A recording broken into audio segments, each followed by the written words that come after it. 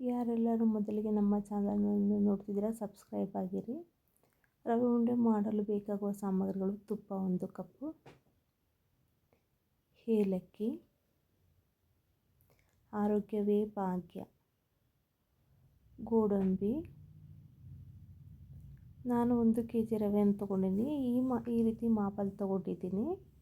ಅದೇ ರೀತಿ 1 kg ಸಕ್ಕರೆ ತೊಗೊಂಡಿದ್ದೆ, ಆದರೆ ನನಗೆ ಸ್ವೀಟ್ ಭಾಳ ಬೇಡ, ಆದ್ದರಿಂದ ಈ ಮಾಪಲೆ ತೊಗೊಂಡಿದ್ದೀನಿ. ಅಂದರೆ 900 ಗ್ರಾಮ್ ಮಟ್ಟ ಇದೆ ಸಕ್ಕರೆ.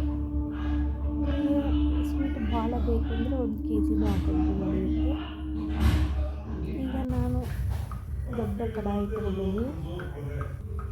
ಈ ಕಡೆಯಲ್ಲಿ ತುಪ್ಪ 1 ಬಟ್ಲು, ನಾನು ತೊಗೊಂಡಿರೋ ಪ್ರಮಾಣ 150 ಗ್ರಾಮ್ ಅಷ್ಟು ತುಪ್ಪ ಇದೆ.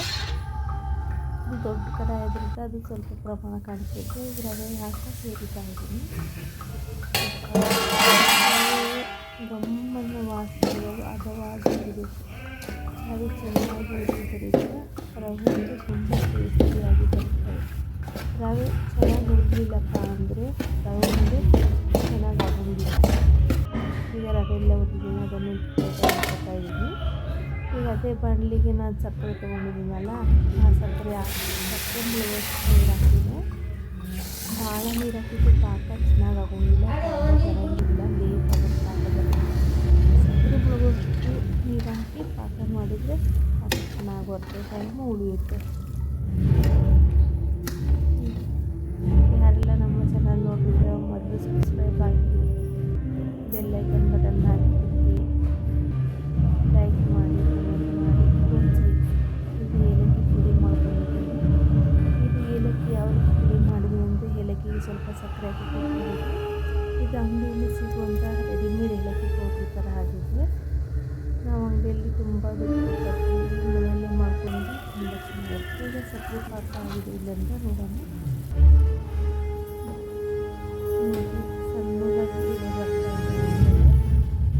ಇನ್ನೊಂದು ಸ್ವಲ್ಪ ಇಟ್ಕೊಳ್ಳೋಣ. ಮತ್ತು ಸಕ್ಕರೆ ಪಾಕ ಆಗಿದೆ ಇಲ್ಲ ಎಂದು ತಿಳಿಬೇಕು ಅನ್ನೋದು ಹೇಗಂದರೆ, ಇದು ನೋಡಿ ಬಾಣಲಿ ಸುತ್ತಲೂ ನೋಡಿ ಸಕ್ಕರೆ ಗಟ್ಟಿಯಾಗಿ ನಿಂತಿದೆ.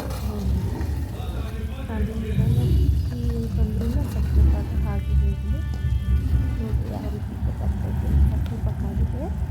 ಈಗ ನಾವು ಇದಕ್ಕೆ ಹುರಿದಿರುವಂತಹ ರವೆಯನ್ನು ಸ್ವಲ್ಪ ಸ್ವಲ್ಪವಾಗಿ ಹಾಕ್ಕೊಂಡು ತಿರುಗಿಕೊಳ್ಳುತ್ತೇನೆ.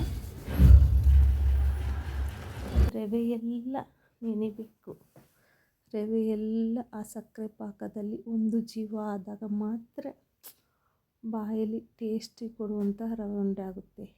ರವೆ ಚೆನ್ನಾಗಿ ಹುರಿಬೇಕು ಮೊದಲನೇ ಕಾರಣ. ನಾವು ದುಡಿಯೋದೇ ಇದಕ್ಕೆ ಆರೋಗ್ಯಕರವಾದ ಅಡುಗೆ ಮಾಡ್ಕೊಂಡು ತಿನ್ನೋಕ್ಕೆ.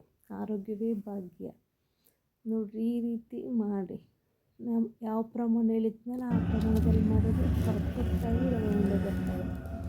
1 ತಿಂಗಳಿಗೆ 2 ತಿಂಗಳಿಟ್ಟು ಈ ರವೆ ಉಂಡೆ ಕೆಡೋದಿಲ್ಲ. ಡೆಕೋರೇಷನ್ ಬೇಕಿದ್ರೆ ಈ ಥರ ಪ್ಲೇಟಲ್ಲಿಟ್ಟು ಇದು ಮಾಡ್ಕೋಬೋದು. Thank you for watching. ಧನ್ಯವಾದಗಳು.